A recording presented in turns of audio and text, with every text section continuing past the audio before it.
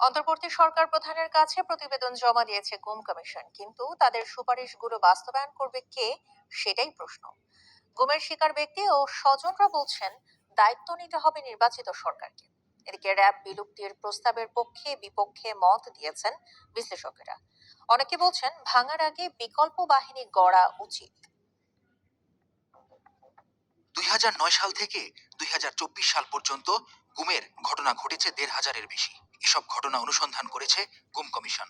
বেরিয়ে আসে লোমহর্ষক তথ্য, খোঁজ পায় আয়না ঘরের।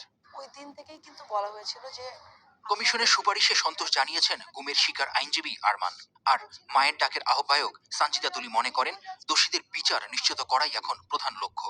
কতজন ব্যক্তি গুম হয়েছিল, তাদের সাথে কারা সংযুক্ত ছিল, কতজন ব্যক্তি গুম হয়ে যাওয়ার পরে নিখোঁজ আছে, তাদের সাথে কোন কোন বাহিনী জড়িত ছিল, শেষ পর্যন্ত তাদের সাথে কি করা হয়েছে, ওই তথ্য জানার ইনভেস্টিগেশনের জন্যই যেন আমরা ইনভেস্টিগেশন পর্যন্ত নিতে পারি, সেই জন্য আমার মনে হয় কমিশনটা ফর্ম করা হয়েছিল। সেটাই আকাঙ্ক্ষা ছিল আর কি আমাদের। গুম কমিশনের সদস্যবৃন্দ খুব নির্ভীকতার সাথে, সাহসিকতার সাথে তাদের রিপোর্ট তৈরি করেছে। আমি মনে করি যে এই রিপোর্টে যা আছে তা কি সুষ্ঠু বিচারের জন্য জবাবদিহি নিশ্চিত করার জন্য যথেষ্ট। গুমের সাথে জড়িত থাকার অভিযোগে র্যাবের বিলুপ্তি চেয়েছে কমিশন, তবে এ নিয়ে ভিন্ন মত রয়েছে বিশ্লেষকদের।